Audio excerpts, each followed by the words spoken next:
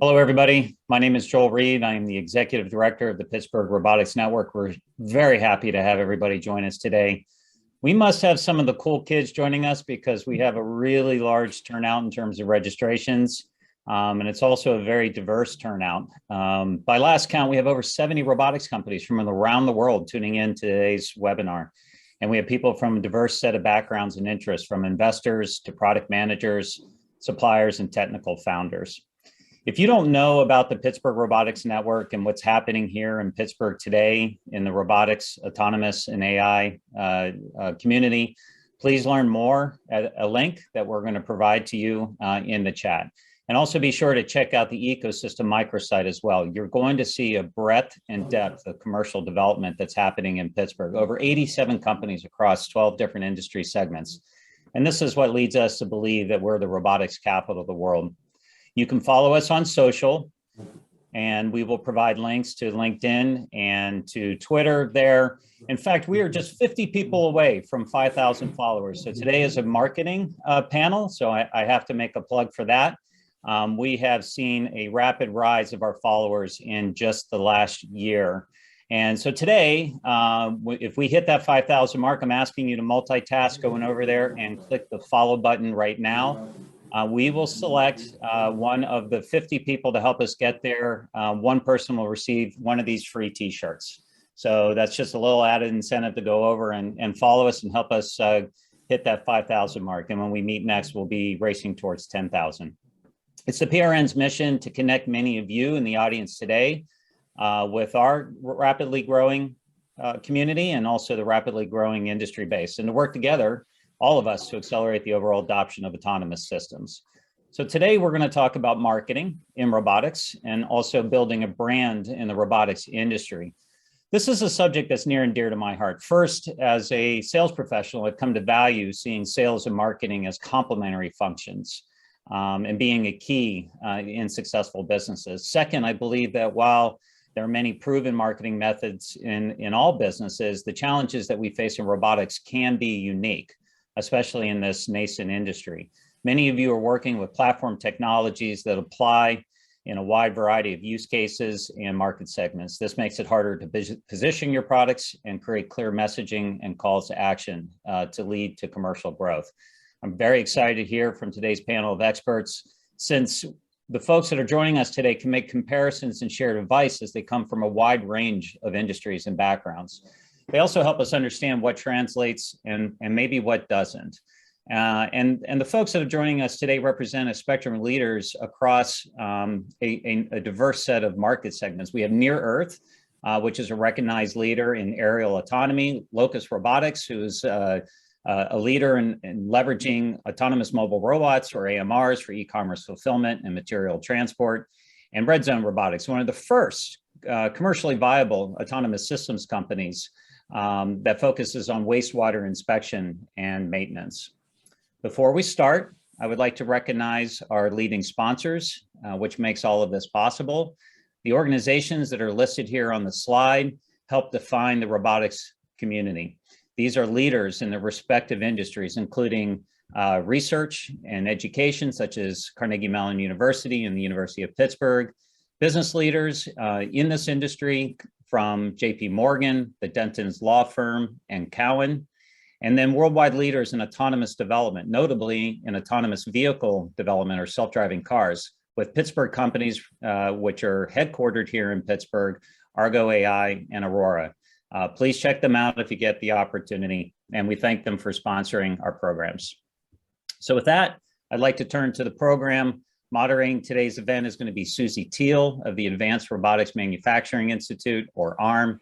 In addition to being a friend and a respected leader in the Pittsburgh technology community, Susie was an original PRM board member from the early days in helping this organization grow, and still remains a valued advisor to the Pittsburgh Robotics Network. Susie is an expert in business strategy, growth, and operations. She's started businesses. She's led 4 of them in executive roles, including serving as the president of Matrix Solutions. Prior to joining the ARM Institute, she was the chief operating officer of 2 technology startups. She's also driven strategies for over 10 acquisitions, helped productize over 100 products, and advised over 60 companies now with commercialization, growth, and development assistance. Susie is a trusted leader and also has been recognized for these accomplishments as being the 2017 Pittsburgh Business Times Businesswoman First Awardee and also a finalist for the Greater Pittsburgh Athena Award. I'm going to hand this over to Susie, but I'm also going to remain on the panel and help field questions during the discussion.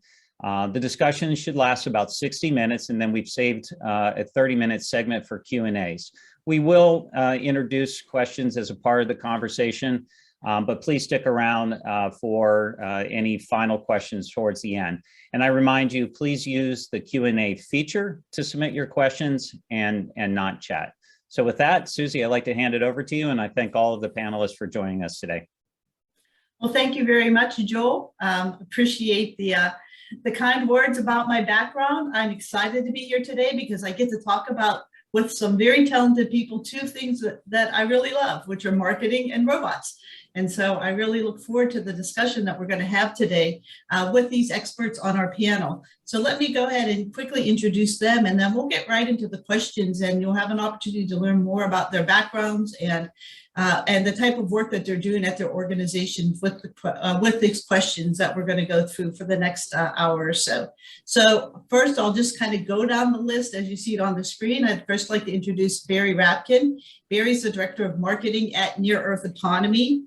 Barry served as the Chief Marketing Officer of Identified Technologies, which was acquired by Alpine 4 Holdings before joining Near Earth Autonomy. Barry's an award-winning robotics marketing leader, has been recognized in Pittsburgh's 40 Under 40 leadership, and he has over 15 years of success ranging from venture-backed tech startups to Fortune 500 companies. He's led growth at multiple companies from founding to scale and acquisition, and he's launched and promoted over 100 products that have sold millions of units. So welcome, Barry, to the panel. Next, I'd like to introduce Patty Katsaris. Patty's the Director of Market Development for Locus Robotics.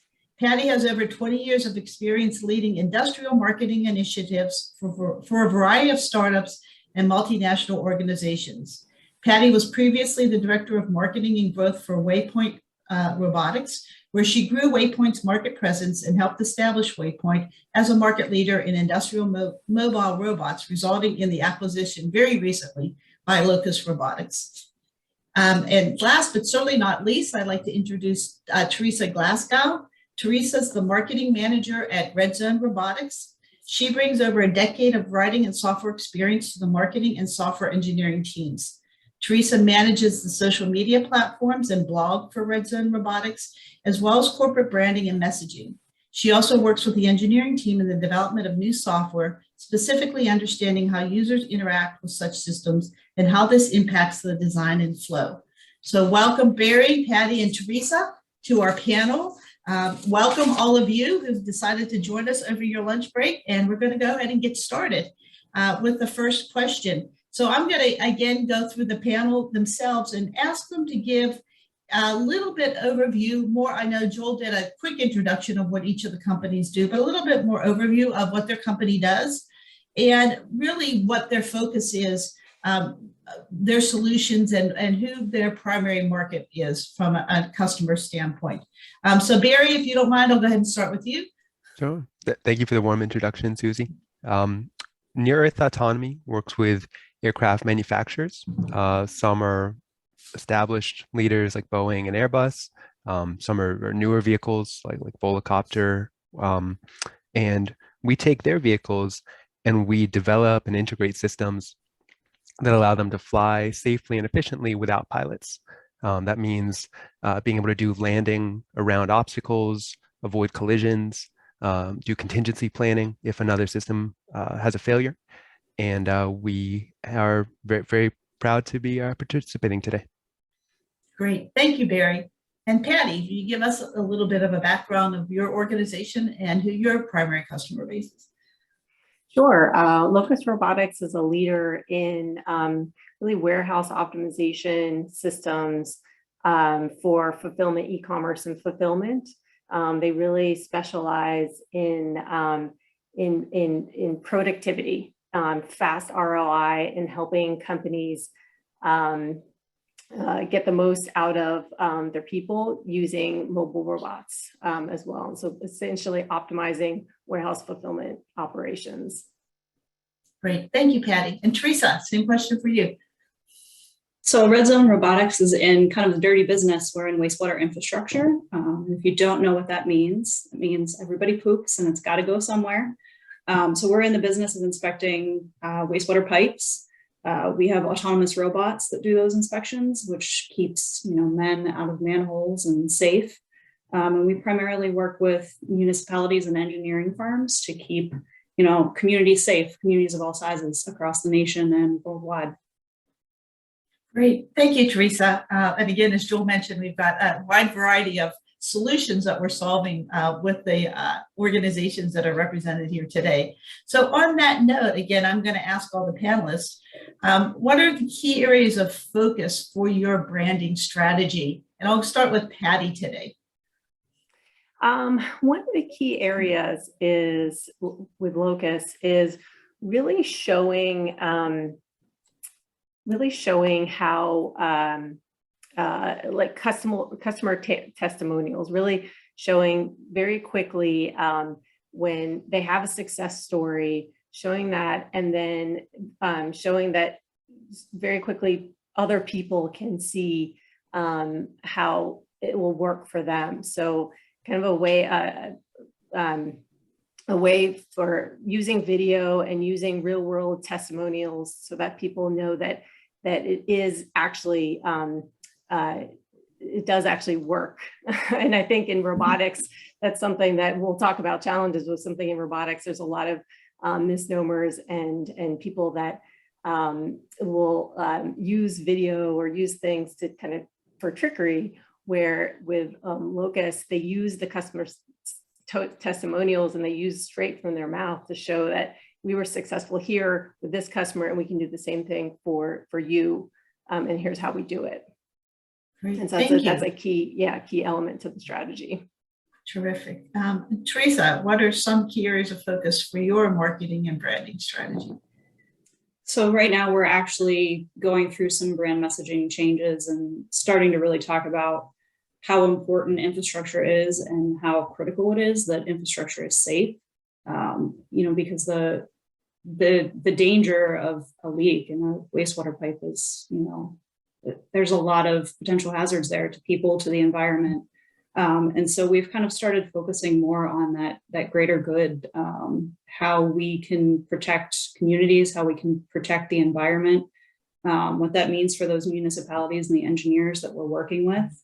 And more specifically right now, we're starting to focus on, and I'm sure everybody has seen this in the news, the infrastructure investment bill was just passed. So there's a pretty big influx of cash that's coming into our industry right now that's going to allow us to protect, people in the industry.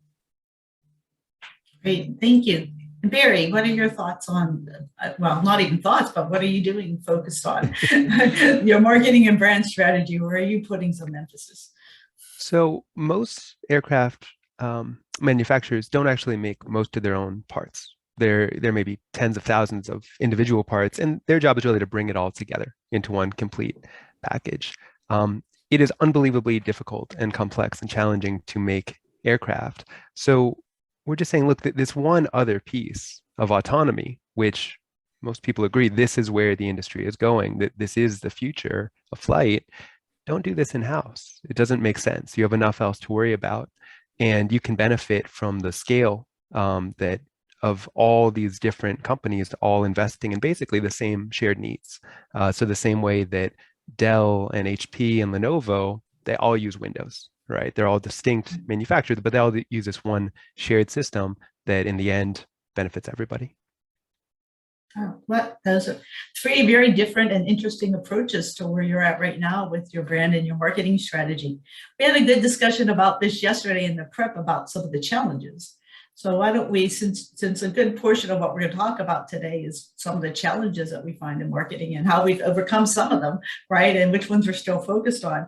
Why don't you, each of you give us sort of a perspective on what some of the key challenges are that you're focused on and you are important from a messaging standpoint. And Teresa, I'll go ahead and start with you on this one.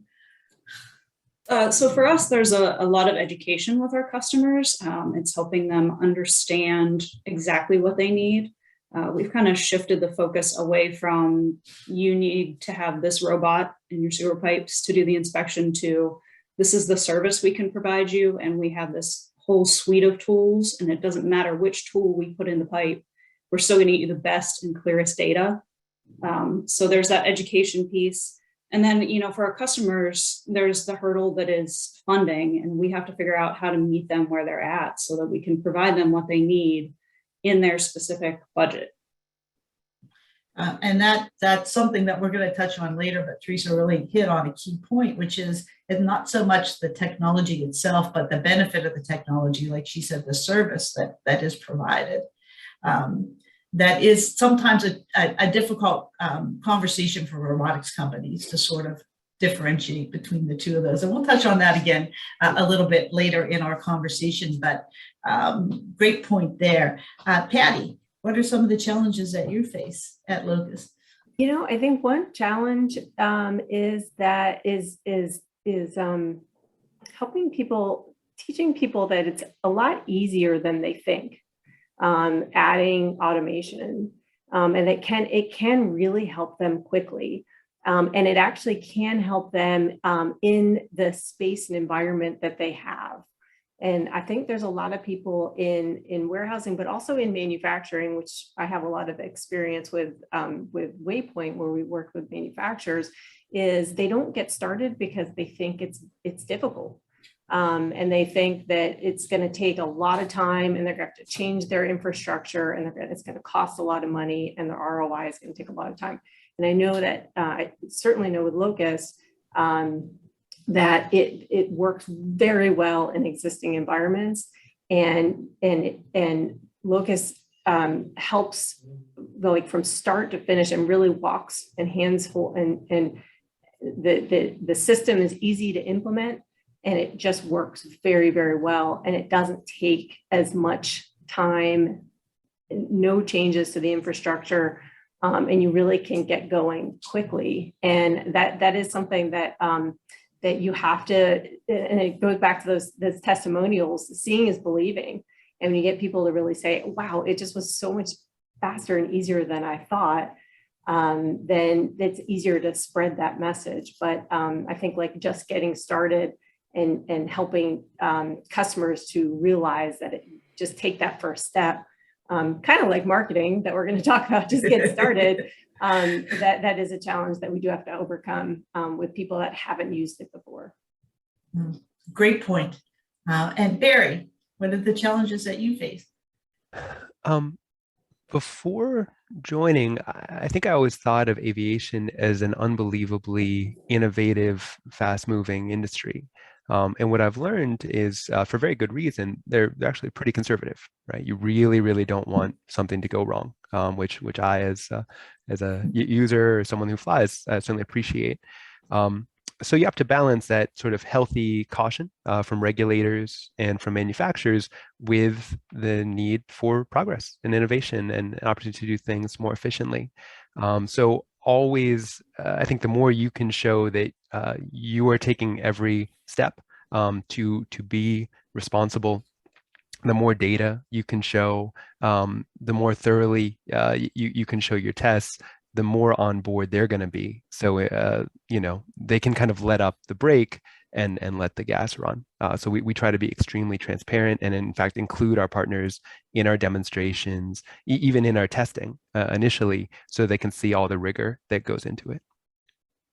Great. And, for our next question, I know at the ARM Institute, which we're a national institute that is trying to grow the use of robotics in manufacturing, one of the questions that I deal with on almost a daily basis is this question about automation taking jobs away in the US. So I know that I've struggled with that. Have any of you struggled with that? And how do you respond to that question? And Patty, I'll start with you first. Yeah, I can speak more with how we handled it with Waypoint and also with Locust. I think that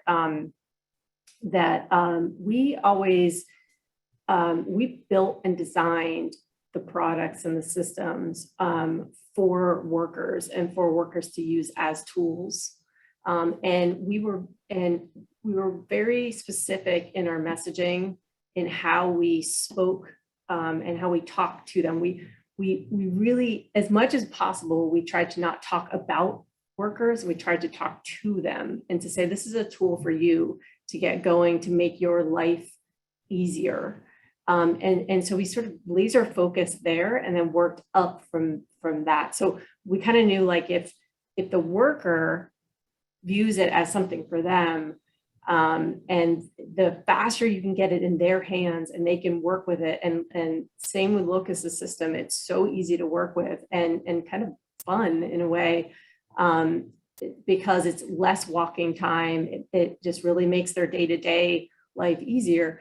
The more that you can design the robots for workers, then it kind of flows through management, through the top levels. They realize that this is something that's going to be easy to use and it's going to be made for them. And then, then the other side of it is management.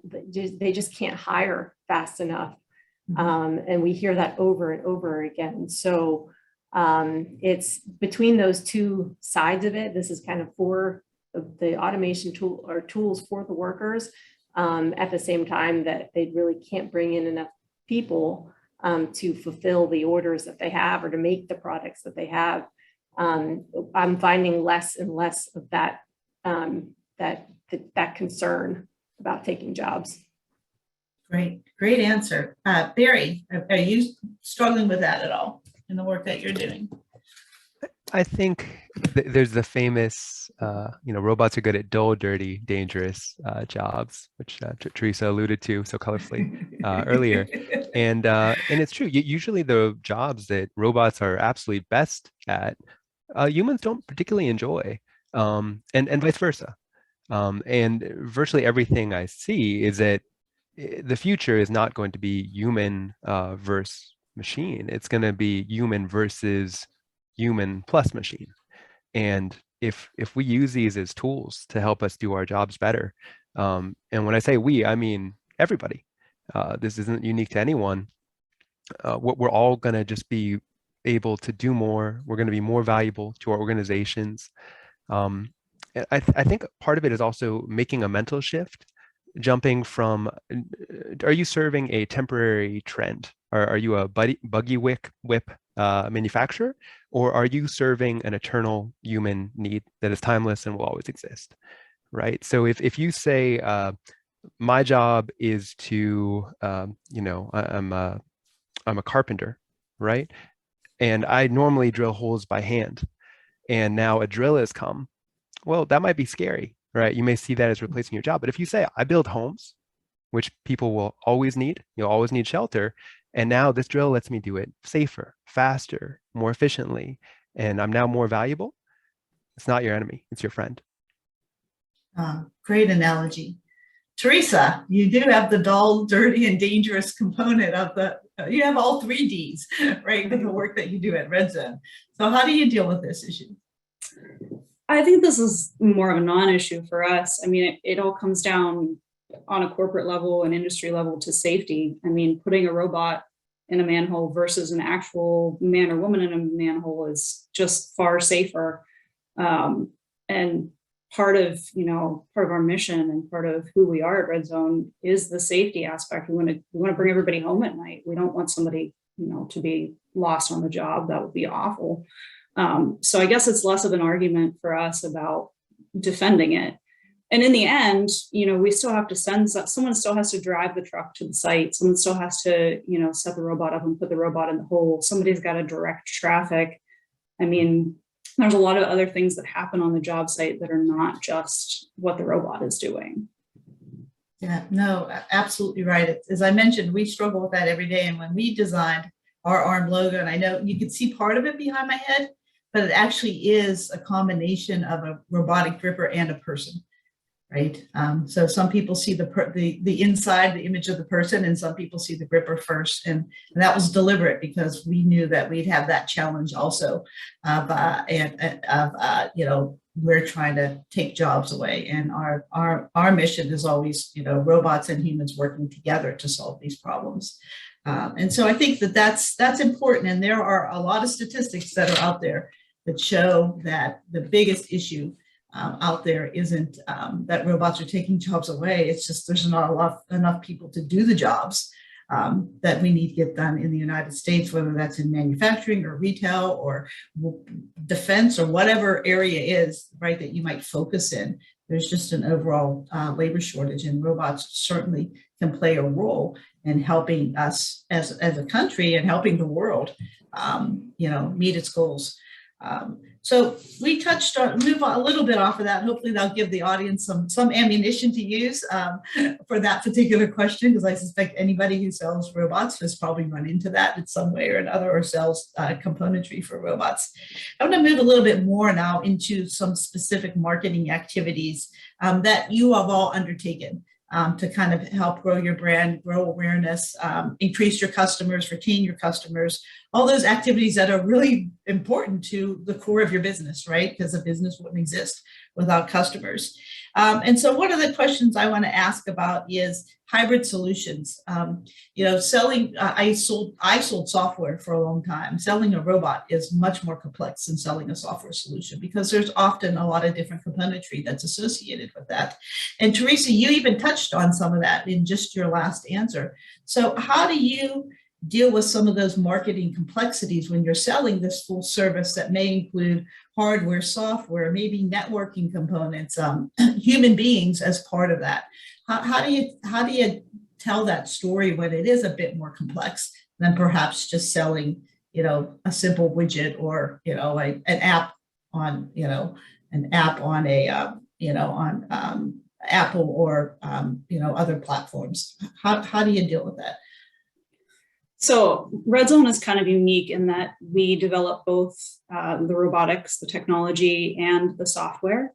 And when I say software, we're developing both the software to run the robots and the software that is making the data visualization for the customer so that they can take that data and have it be in a usable format and make their critical infrastructure decisions. For us, it's showing the whole story from start to finish.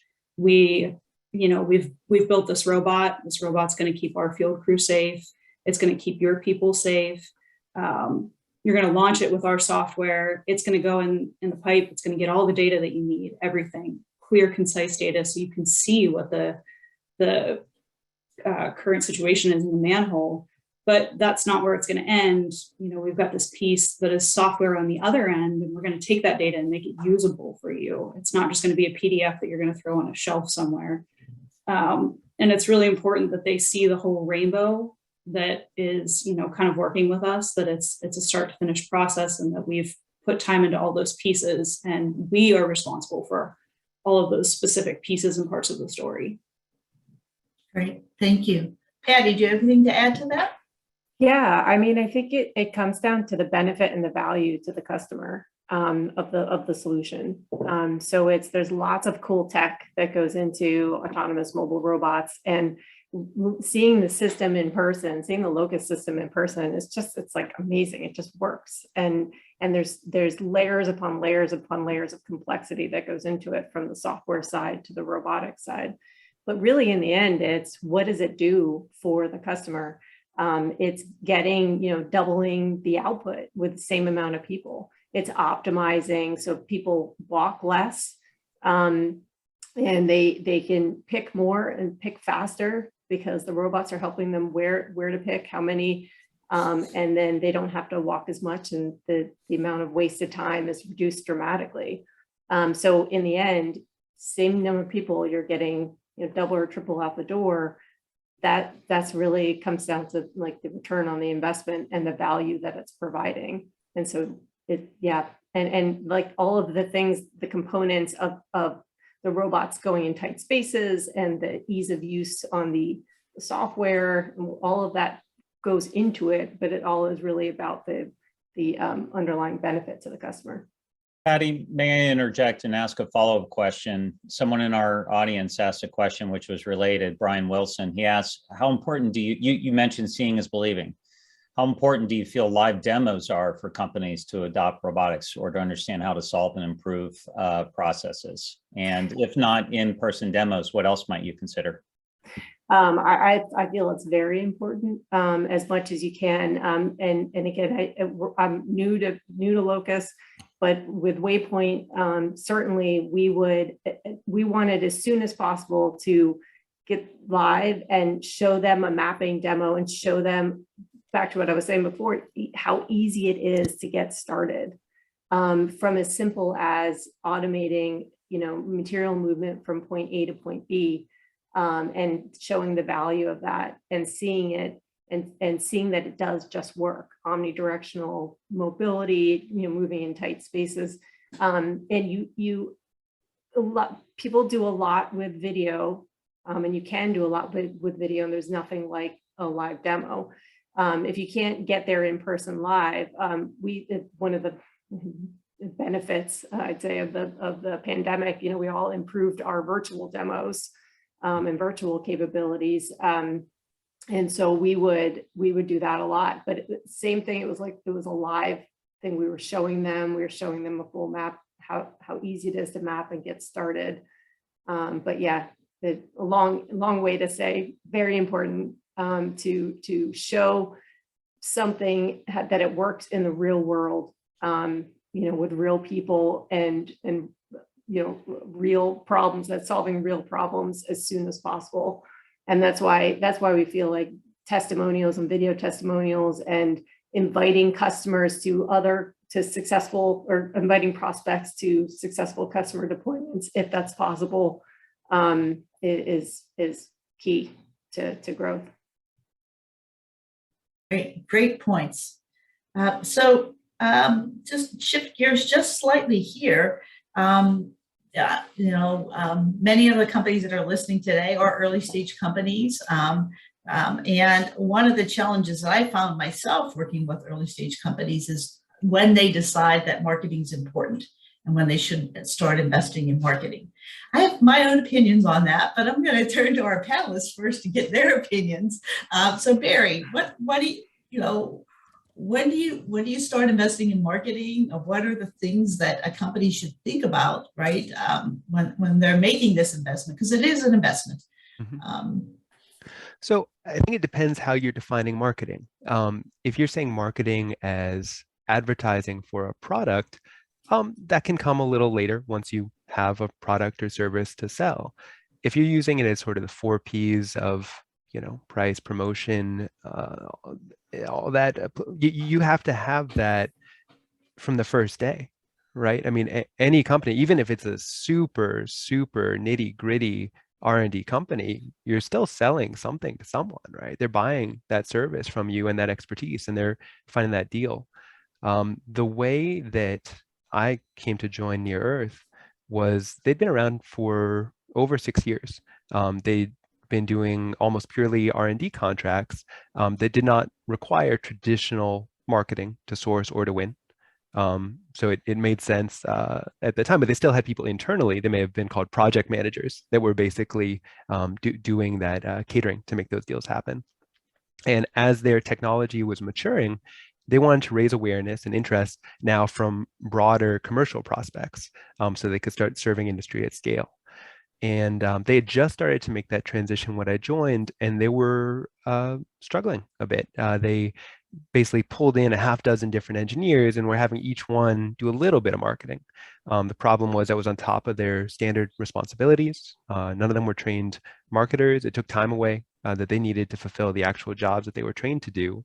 And it led to deliverables that were rushed, that lacked consistency, where every video and every flyer and every article felt like it was just from maybe a little bit different company.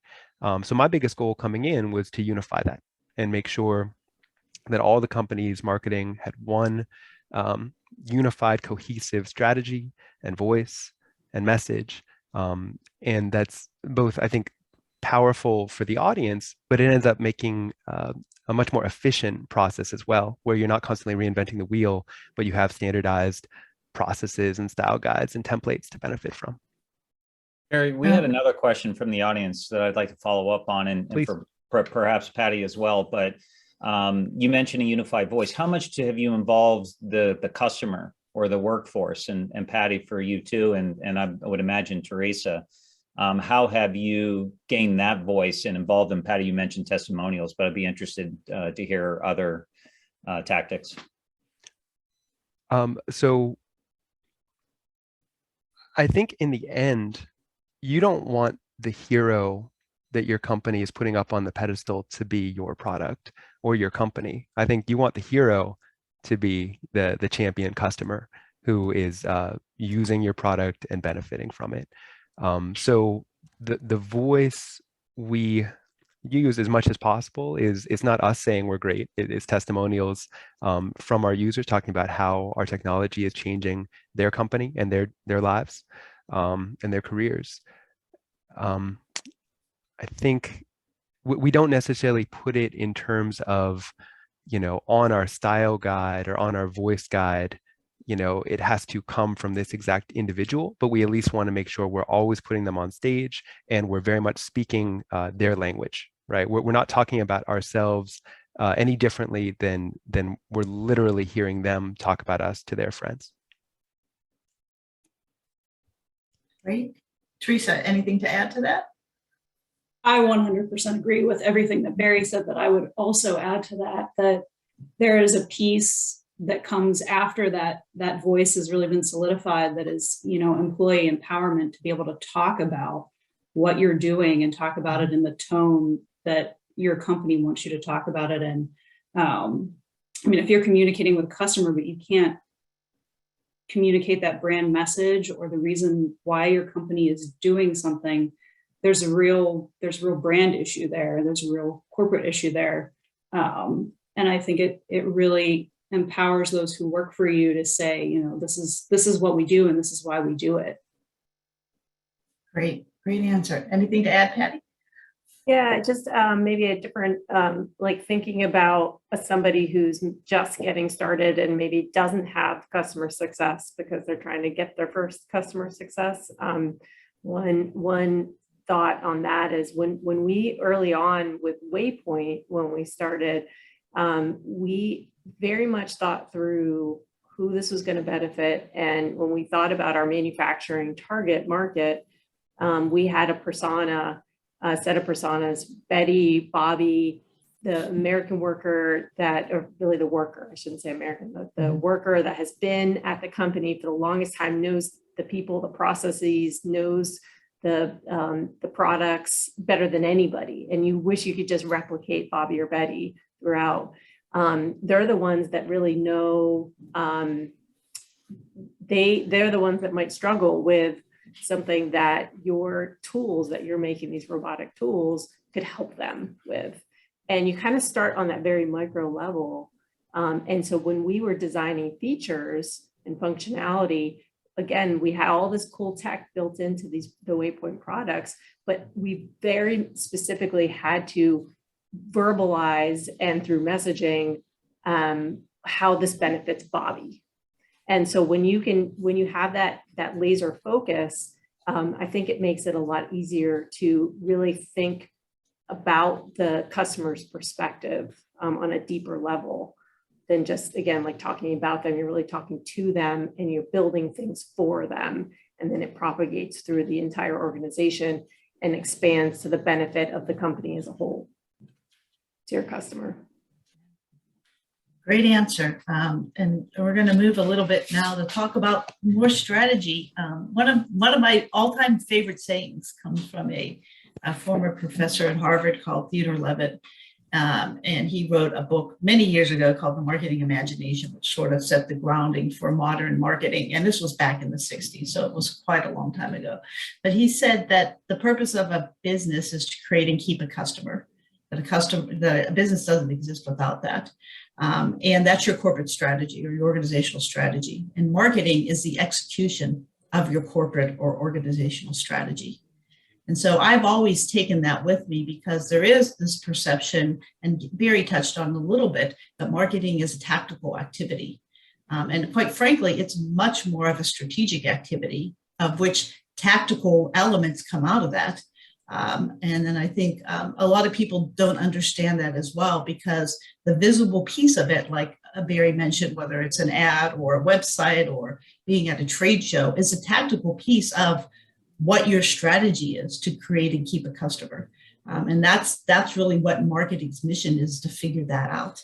And so on that point, Patty, how do you start with your strategy? You had that opportunity at Waypoint, being there, pretty early on. How do you start with that strategy? And with all the different ways that you could focus your efforts, how do you sort of get focused on the right thing? What's a good process to follow? Thinking about that question, I always like to think with the end in mind. So if you can start with, what are your goals? And they can be, and I encourage people to make them quantitative as well as qualitative. But if you can start by thinking about, where do I want to be in 1 year, 2 years for the business? And that can be through like financial analysis, certainly, because we're for profit, you have to actually make money. And so, and actually having targets, laying the targets down, and then breaking it down into what are the elements that you're going to need to hit those targets, can help you with the strategy. And it also can be who you want to be. So there's kind of like that kind of, that's more of like the tactical side of it. But I think developing the strategy, trying to really think through where you want to be, can help form that strategy, and it can help form I want to be, as opposed to like having a very vague, I want to be the market leader in mobile robots. What does that really mean? And so that's one side of it. The other side is that type of customer, really breaking down the type of customers that you are trying to serve. If you're going to focus on manufacturing, what type of manufacturers, what does that look like? That then helps you with the tactics of, so like, if you think of, here's the goals, I want to have, I want to double sales. And in order to double sales, I need to have X number of opportunities, and then I have to have X number of leads, and I want to reach these specific markets. Then you can start to think about, okay, what are tactics now that can flow down to bring those leads in and do that. And so like, I think it's easier to, the more that you can think about where you want to be and break it down, and then develop the plan and the tactics from that. That always helps me to like wrap my brain around it. Because I think with marketing, and with digital marketing in particular, there's so much you can do. So many different ways that you can do it. And so the more narrow that you can break things down, I think the easier the decisions are, or the easier you make some decisions as to which directions to try to get started. Oh, that's great. And that makes perfect sense. And so now I am going to move to a tactical question. One of the big responsibilities of marketing is content creation, right? Content sharing. And it's labor intensive. It could be tedious. And, finding the right people to help you communicate your message through content is challenging also. So Teresa, can you give us some insights on how you've dealt with that challenge? So I think for me, since I'm a single person marketing team, I'm really the only person in my department. It's really important for me to know that I can't do everything at once. Especially for a lot of you that are here today that are from startups, I would say pick one or two things and do them really well. Don't try and, get all the peas on the fork. It's not going to work. So take the time and really decide where you want to focus. For me, our website is a huge pain point. I want our customers to come to the website and see immediately what we do and why we do it, and how are we going to help them with those things? So I've pointed myself in the direction of the website to start with. I think if you're looking at social and you're just trying to generally create content and keep things moving on your social channels. You know, there's a lot of tools out there. There's Feeder, and you can pull your Google News keywords in there and find things to share. It doesn't all have to be you creating content. There's a lot to be said for, you know, becoming a thought leader in your industry and, you know, sharing what's going on in your industry and providing educational materials about things that are going on in your industry. So don't feel like you have to take on, you know, all of that as you have to create the content. There are ways to just share content that already exists, or, you know, to go 50% and share the content that exists, but put your own spin on it. Great answer. Patty, how do you deal with the challenge of telling those stories that you say are so important? Yeah, I think that it all comes down to, yeah, it's like such a big potential answer that you can. So there's the repeatability. There's maybe a couple key focus areas that you want to focus on, and then regular cadence and kind of a mix of okay.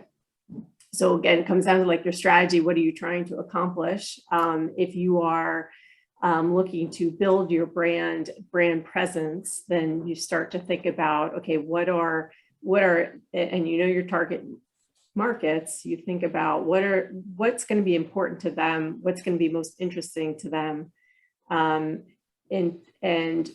what are some of the, yeah, it's like there's just so many different ways to slice it, but what are some key things, and then what are the key channels, like where are the people that you're targeting, where do they get their news and their information? That can help you with channels.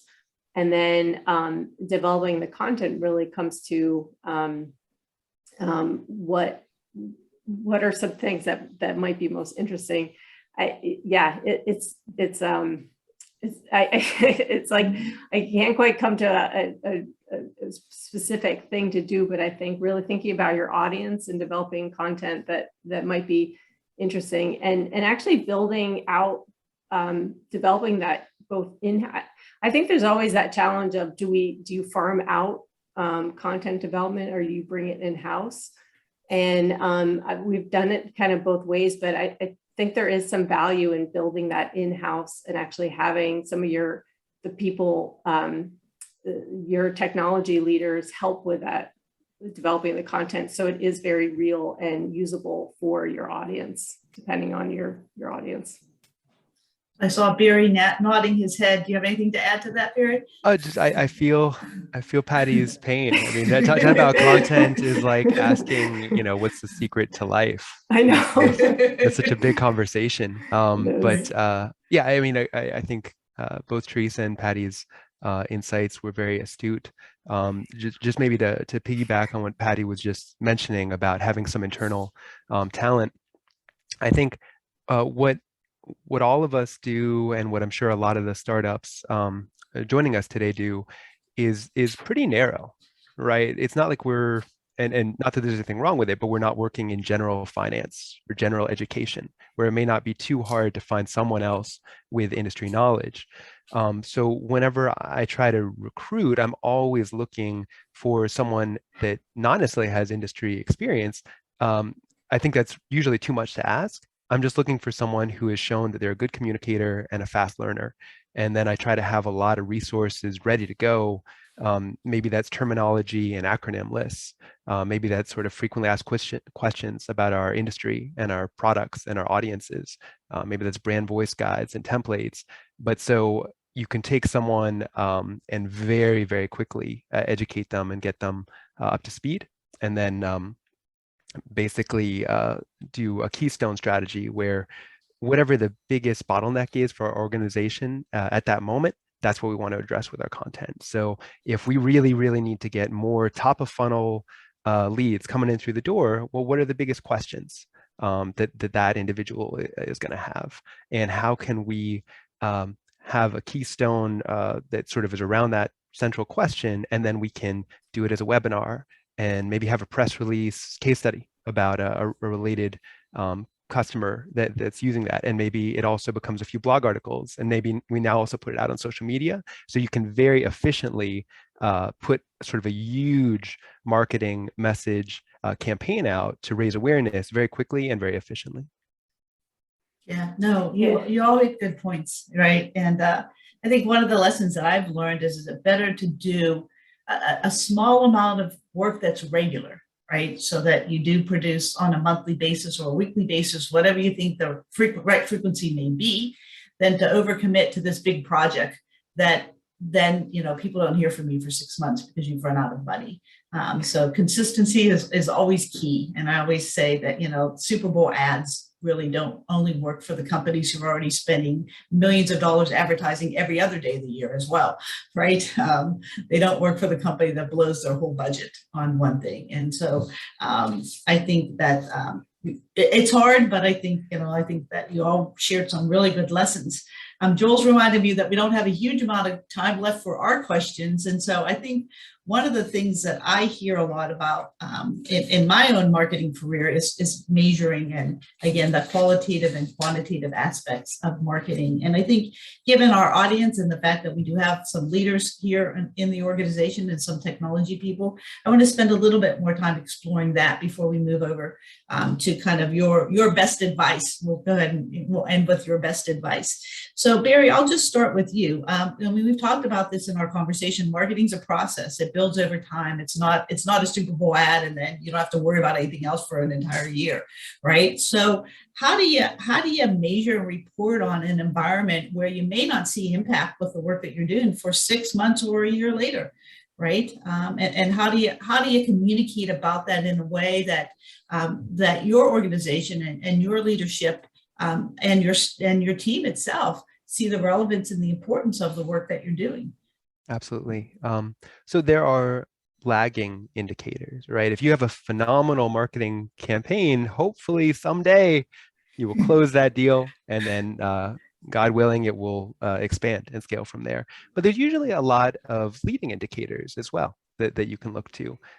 If you're trying to generate awareness, you're seeing how many ad views you're getting, how many clicks, how they're engaging with the content. Maybe they're signing up for webinars or downloading ebooks. So that kind of lets you know if things are at least getting engagement. You can look, is this attracting the kind of persona, the kind of segment that we believe we can best serve? So I think those give you an indicator, and then hopefully a lot of you are using CRMs or some way to track not just the sale, but sort of every stage leading up to the sale. And you can say, okay, well, they requested a demo. That's great. They asked for a contract. That's great. They're negotiating the contract. That's great. So you can kind of see every step of the journey. And then when, unfortunately, is very occasionally the case, things don't work out, you can drill just as hard into that. And I see it's very, very common if you ask, no disrespect, but if you ask a sales or BD person, why didn't the deal work out? Most of the time they'll say the price was too high, right? But to me, that's kind of a cop-out answer, because what that really means is they did not see the value in the offering. And then let's drill more deeply into that. If they were really a bad fit from the beginning, how could we have found that earlier so we didn't waste their time and our time? Are we attracting the wrong kind of people, or giving them the wrong message, or missetting expectations? Are there alternatives in the market that aren't really meeting the option, that we're just not calling out what our differentiator is? Or if we don't have one, what features or applications or pain points can we address? So I think just forgetting about the actual sale, there's so many different opportunities to look at everything surrounding it and really build better offerings, better marketing, and a better sales structure that's going to dramatically improve the growth of your company. Great answer. Teresa, do you have anything to add to that? Patty talked about earlier starting your marketing strategy with your goals. And I think this is another question where you have to go back to the beginning and you have to know what your goals are. Is your goal just to get more followers on LinkedIn? I mean, that's not really necessarily getting you more business. It's just getting you more people looking at your feed. So I think having those goals and really understanding what the expectation is tied to that goal so that you're best using your time. Great. And Patty, anything to add? Yeah, and I think just to combine the two, combine Barry and Teresa's, like having the goals, but thinking of them throughout the buyer journey. So what are things that you can measure early on to indicate that people are engaging with your top of funnel content, to see if it is starting to bring them into the fold. And then when you're in that, when you're communicating to somebody that is maybe a little bit more sophisticated, and they've decided they do want a robot, for example, content that is then showing why your solution is the best. So they're kind of in that middle stage, and what can you do, and how can you measure the results of the content that you have, and then throughout the process, and how are you actually supporting the sales team can help as well. So yeah, it's goals throughout the process. Breaking it down, I think, does help to your measurement of it. Right. I think we could probably do a separate section, Joel, a separate conversation just about marketing tools, right? And how to use marketing tools, because there's so many different ones out there that can give you good perspectives, like Barry and Teresa and Patty all pointed out, right? In terms of impact, right, and engagement. And those are really some of the key measurements for marketing. And the ultimate measurement is a sale, right? And I think, we all know that, and we understand that, but we know that there's, Patty outlined, there's many steps along the way before you get there, so that you can create an environment where, selling is easier for the salesperson. And so that's key, is really understanding how to create that environment. And those are metrics that are just as important as the sell itself. And so that's kind of the advice that I always gave, is that, those are indicators that help you understand how likely you are to have a sell or not have a sell. And it's just as important to watch those. So on that note, last piece of advice, give me some advice. I'm just getting started at a new robotics company, right? And I'm the first marketing person here. What should I think about or care about, as I get started? So Patty, I'll start with you. Yeah, sure. I think that, we talked earlier about investment and when you should invest. And the thought I had there was, you're always investing, because it might not be money, but it's also time. And so the earlier that you can think about what your strategy is and come up with some early tactics so that you can just get started and try things and have a couple key measurements, keeping it simple to begin the journey, and get started. But the more foundational elements that you can build in that can be measured, that'll help you to, okay, let's try this particular event, or activity, webinar, whatever it might be, see what types of people are brought in. Is this meeting the target market that I'm looking at? Are people engaging with us? Did it open up opportunities for the sales team? And we're able to close sales. The faster you can try things and start to measure, the faster that you'll start to build that engine. The nice thing about the digital world is that the more that you can build in, if you build a quality website and you start to work on content that we talked about, regular cadence, and you start to expand your channels, it all builds on top of each other. So the faster you can get that started, and move forward, the faster you'll get results, and the faster you can make adjustments and hone in and build that engine so that it is like a snowball rolling downhill, and just don't get overwhelmed by the amount of different things you can do. Just get started. That's my advice. That's great advice. Barry, what's your advice? There's a common saying for marketing that if you're not targeting, you're not marketing. And that's very true when it comes to segments. And I think it's just as true when it comes to strategy. If you try to make everything your first priority, then you're making everything your last priority too. And I think particularly in a startup, you just have to accept that it is not a problem. It is just a reality that there will always be more to do than can be done. That is just a fact.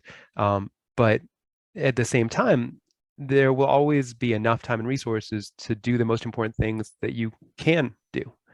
And just to be unapologetically laser focused on those few activities that can have a transformative impact on your organization, and that tightly align with and support the strategic objectives of the company. There's always going to be a million different distractions. And I heard someone recently say that they weren't worried about their company designing the next killer app. They were worried about it designing the suicide app that distracted them so much that they went under. And I think that's just as much of a risk for marketers, just to stay laser focused on a few really big high potential bets. That's great. And Teresa, what are your thoughts on advice? So two things that come to my mind. For me, I think solidifying your message, who your company is, what you do, and how that directly impacts your customers has to be in front of everything that you do. Because if you have this scattered modeled message out on social and on your website, and people go to your website and they think you do one thing, but they go to your social media page and they think you do something different, I mean, it's really hard to sell something if people don't know what you're selling. So, my first word of advice would be figure out who you are and what you're doing. Why are you doing it? And as someone who worked in nonprofit arts before I moved into the wastewater and robotics industry, for me, I look at budget, especially for some of you that are working with startups. Don't let budget prevent you from doing things. I worked with a $0 marketing budget for the performing arts center that I worked for. There is a lot of stuff that you can do with no money. And there's a lot of stuff that you can get with no money just by asking and saying, hey, look, we really want to attend this conference, but it's just not in our budget. Is there something that we can do so that we can be part of this? We're in a pretty cool community, pretty cool industry. And I feel like taking time to build your network and reaching out to people and asking and just saying, this is where we're at. Can you help us is really important. So don't be afraid to just stick your neck out a little bit if you need to. Oh, wow. Those are all great answers. I agree with all of them. And maybe just adding something slightly on top, a lesson that I learned is that one of the most important things you want to learn as soon as possible is how your potential customers learn about your products and services like yours. Because any marketing tool could be good or bad. And I'm sure you guys hear this. I get these questions all the time. Like, should I have a Facebook page? Should I go to a trade show? Right? Should I write a white paper? And the answer is, or I should have a Facebook page. I heard they're good. Well, if your customers aren't on Facebook, then you're not on Facebook, right? And so it really is, any tool is good or bad. It depends upon which ones your customers engage with the most. And that's where you put your precious marketing effort, is in those environments where they engage. And that helps you then decide that you aren't going to go to trade shows, you are going to use social media instead, or vice versa. So just want to throw that out there as some beginning advice to think about. At this point, Joe, I see a lot of big numbers here. So it looks like we've got a lot of Q&A questions. I'm sorry, Pam, you can say something? Sorry, I was just going to add one more thing, and it kind of relates back to the content question that I probably botched earlier, but but I think another thing that I sort of mantra I always live by whether it's developing content or deciding on tactics or building your social media presence or networking is like being helpful. Whether it's like how you can be helpful with your product or solution, or how you can engage with the community, how you can help the robotics community as a whole, or how you can help manufacturers, how can you help the people in the manufacturing? I mean, that's essentially when you're building these products and developing these solutions, you're trying to help customers. And that can really be expanded throughout. And so when you're thinking about, because you can get lost in like SEO and keywords and all that kind of stuff, but if you're useful and helpful and informative with your content, with your demo, with your white paper or whatever it might be, if it can add value to your prospects or to your community, I think you never lose thinking about how you can be helpful. Great note to end on as we move into questions. Thank you, Patty. Susie, thank you. We're not finished yet. We've got about 25 minutes, and is a long list of great questions, and people have some specific questions that I know that you can help with. And these tips and advice are certainly helpful to a wide range, of our attendees. Let me just say, though, the PRN strategy is to bring our community together within Pittsburgh and beyond Pittsburgh.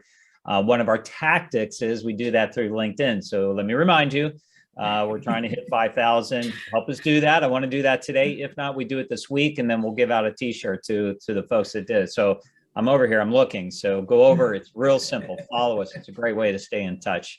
I've been monitoring all the questions, so I'm going to try to get through as many of them as possible. Some of them can be short answers. We were just talking about different tools where we were ending.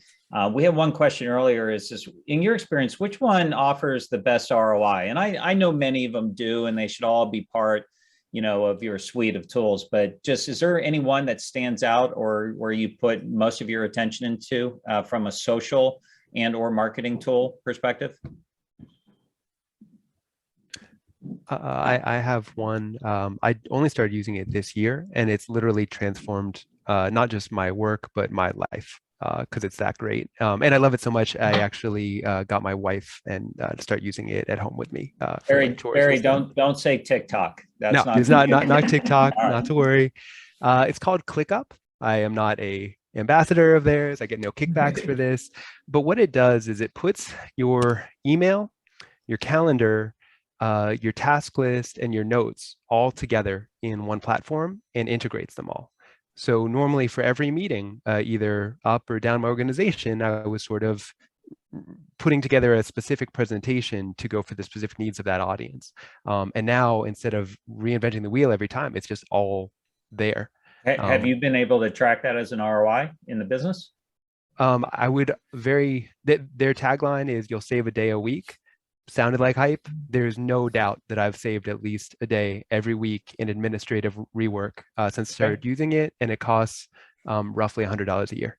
Okay, great. So ClickUp. Are there any other tools? How about LinkedIn? It seems like from a business to business perspective, that's been a useful one. Any other tools or thoughts?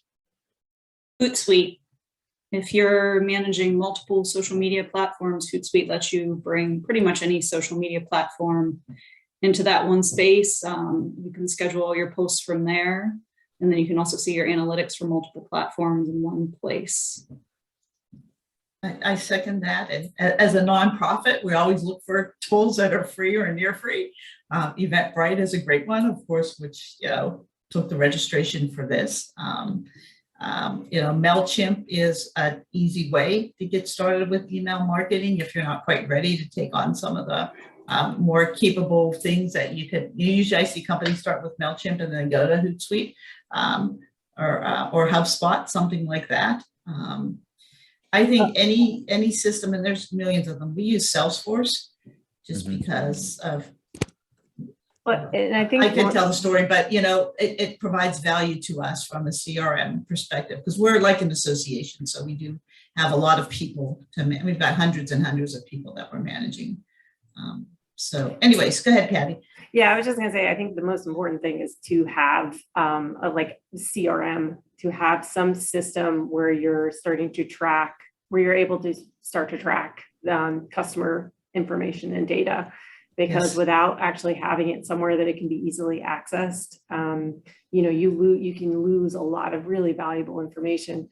And the faster you can set up a tool that everyone can use and encourage from the beginning everybody to use it, so it's easily accessible, it makes a world of difference when you're going back to a customer or a prospect, I should say, and you have all of the information right there at your fingertips. And you're not wasting their time going through stuff that you've already gone through and it's captured.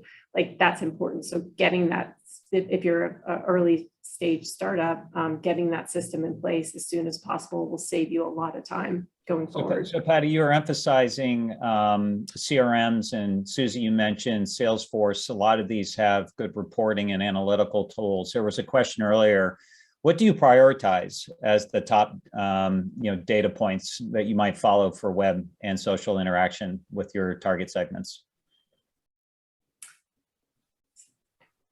I mean, are there key analytics that you follow? What's the thing that you might look at the most often on the most regular basis? For me, I'd say we look at organic growth. We don't really have the budget to do paid advertising, but if I see trends in terms of what people are responding to, and that's probably the biggest indicator that we use that sort of helps us understand. Part of our role is to, position ourselves as an innovation thought leader. And so seeing what people respond to in the work that we're doing is really important. So I would say more than hard numbers, and yay for 5,000 because that's a milestone and that counts. But if you get to 5,000 and then you don't get any more followers for 3 months, that's not a good indicator either, right? And so I'd say just generally trends and growth indicators are what we really pay attention to. At Near Earth, it's total new leads, opportunities that are actually, have budget and authority and need and are working their way through the sales funnel, and then new closed accounts and total revenue. I think total revenue is a really, really important one, because if you are closing hundreds of deals, but you're losing money on every single one, it's not that exciting. So I think total revenue is a great one, and it's an easy one to get both the sales and marketing side of your organization working towards. Okay. So, and then just staying on the topic of social tactics and strategies, what do you do to find influencers in your market space? And this is a general marketing question as well.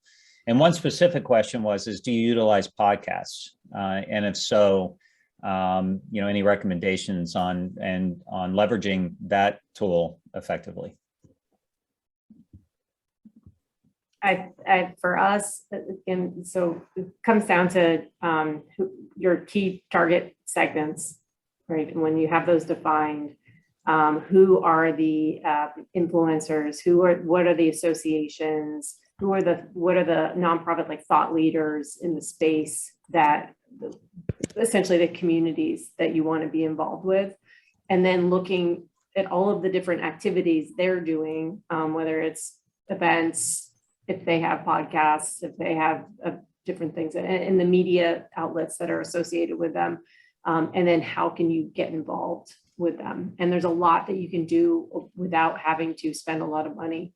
If you volunteer to be on things and be helpful and to contribute content and to give your time to them, there's a lot of involvement opportunities.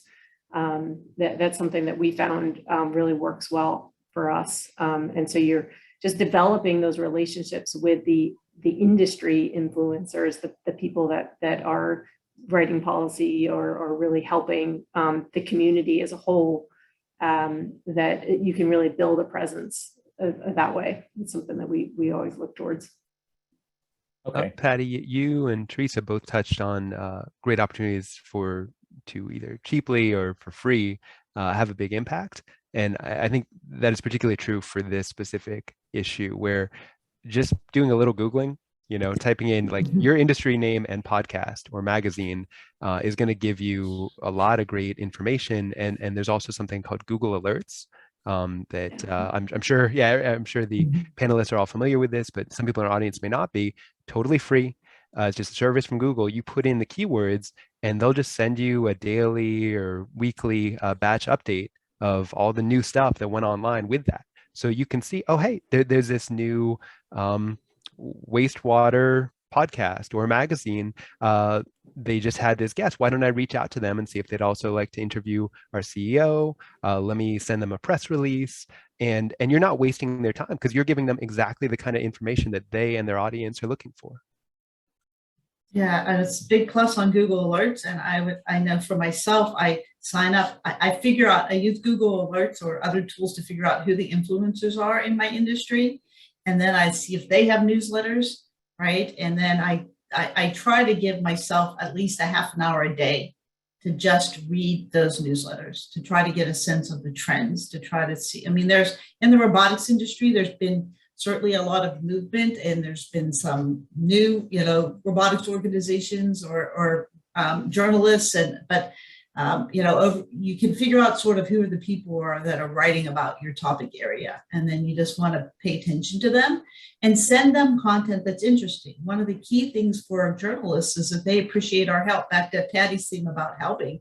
If there's things that you can do to make their job easier, right, to help explain maybe a concept that could be more technical for them and help them understand it in layman's terms, then you start to build those relationships with those influencers. So certainly figuring out who they are and then offering to help them. And there's the Harrow Help a Reporter Out, right? That is also a free service that you can take a look at, and you can see if reporters are looking at topics that you might be able to respond to. But I think those are some strategies. Susie, what was that tool again? It's called Harrow, Help a Reporter Out, H-A-R-O. And again, it's a free service that you can get, and you can look through and see what, they're mostly independent reporters, but sometimes they are reporters at Newsweek or Time or, the Wall Street Journal that are on there that are looking for help. And you can segment it so that it's focused on robotics or, the aerospace industry or whatever it may be. And you can find out where they need help with stories. And also, like, going back, what Barry so eloquently talked about that the need for focus and how important that is. Developing the focus of like your target market, and then implementing some of those tactics you were talking about, Susie, is really key, because you can get very overwhelmed. There's so many opportunities and so many different directions to go, but if you can focus on figuring out your target audience and your target market, and then look to be helpful and useful and, provide content or whatever it might be, you can really gain some traction that way. Yeah. We all have an advantage of being in a very cool and interesting industry right now, right? That a lot of people want to write about, even if it's waste management, right, Teresa? It's still a cool and interesting industry. And so that is one benefit that we all share in the robotics and AI and autonomy space, is that there's a lot of interest in the work that we're all doing. Well, I want to add too, because we just got a question from our friend Eugene Dumatri from Peerless Media. I'll second making sure that we develop relationships, with journalists and the media. Journalists are people too. And the ones that are driving this industry are extremely valuable to what we're trying to do to build out these markets. So they're looking for how we can help them. So maybe to the panel, one or two answers real quick. What can the media do for us as companies that are developing solutions and working with customers? Does anything come to mind? Well, I've had the pleasure of working with Gene since I've started at the Arm Institute, and he is an incredible resource who really understands this space, has been in technology for a long time. And I think, when a journalist understands the value that you're providing to their readers, then they do want to write about you, right? And so I think the way that we best help journalists out is helping them understand the value, and that's through the stories that Patty's talking about telling, right? And the demos and the case studies. It's through looking at things from a service perspective, like Teresa talked about. It's really understanding the dynamics of an industry and how it's changing, which is some of the things that Barry's dealing with, right? All of those are, in my mind, are substantial topics for journalists. And so sort of helping them craft those stories that allow them to engage with their readers is really important. So I want to make sure that we continue to emphasize the importance of strategy, and that drives your day-to-day tactics. This first person answer, one answer here, someone asked a question very early on. Can you give an example of a strategy that you consciously developed and followed that led to a valuable outcome or a success?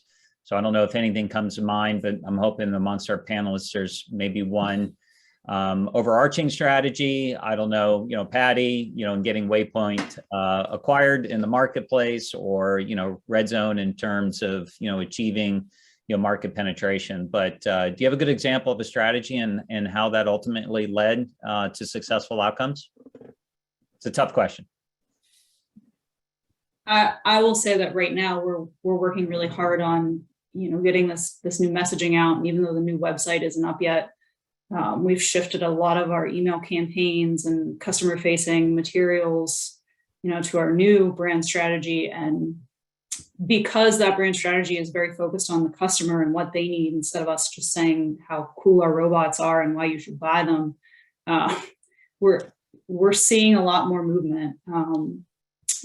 We're seeing that people are really responding to that message, and they're understanding why it's important to protect infrastructure and keep infrastructure healthy and safe, because it's not just because it can be costly. It's your health, it's your kids' health, it's the community's health, it's the environment, and just switching gears and starting to work toward that messaging that says, it's not just about the cool robot, but it's about you and your community. Has really been a game changer for us just over the last couple months. Okay, really great. And since marketing also involves branding, defining your company and your value, I just wanted to ask this question, which was a good one brought up by the audience. Now I think I know the answer. The main question was, what are some of the most well-known brands in the industry? And so obviously that's Near Earth and Locus and Waypoint and Red Zone and ARM. But are there any other brands that you could point to that you do benchmark yourself? And then there was a follow-up question, which was really interesting. Is there any place to go that's starting to track brands, in this industry?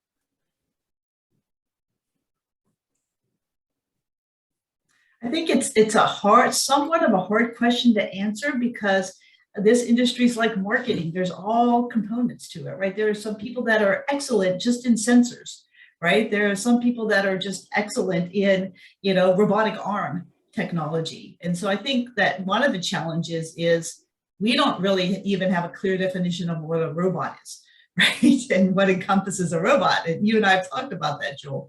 So I think that I'd say that there's a lot of visibility and money going to the autonomous vehicle companies, right? So if you look at it in terms of pure dollars, autonomy is getting a lot of money. But if you look at it in terms of function, robots have been around for decades building cars, right, in manufacturing plants. Robots are certainly, with the work that Patty's organization did, and Joel, when you were CEO of IM Robotics, a lot of work being done in logistics.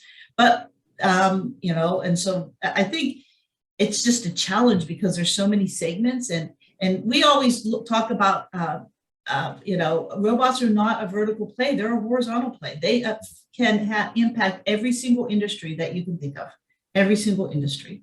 And so when you look at leaders, you almost have to look at the leaders for those particular industries. And there are a lot of categories. Leader in retail may be different than a leader in education.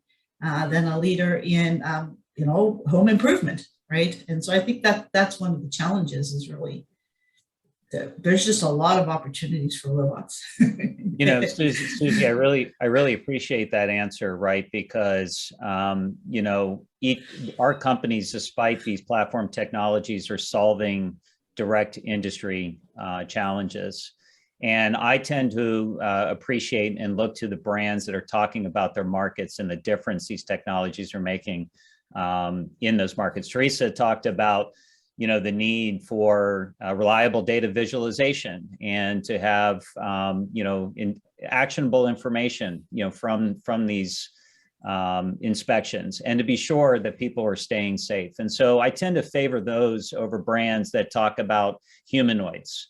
And, this maybe unattainable future to where robots are just going to do everything for us in our lives. And I think a key theme that came out of this early on is that we should be developing solutions to work with existing workforces and to make their jobs better. So personally, those are the brands that I tend to look more closely at, and the ones I want to develop. We're talking about building everyday robots that work with us.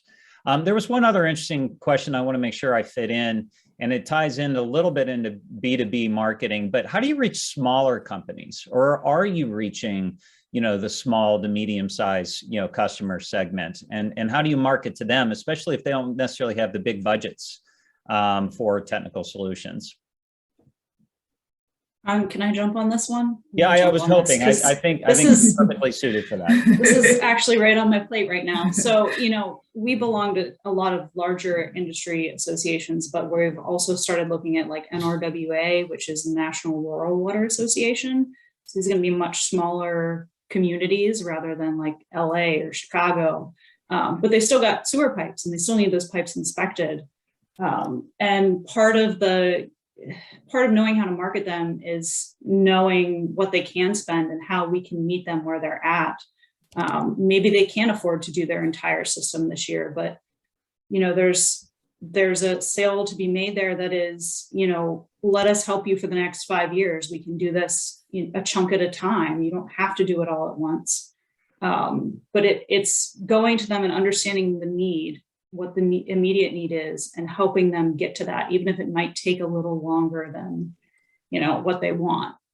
But there's something for everybody. It's a matter of being the helper, like Patty said, and helping find the right solution for that company.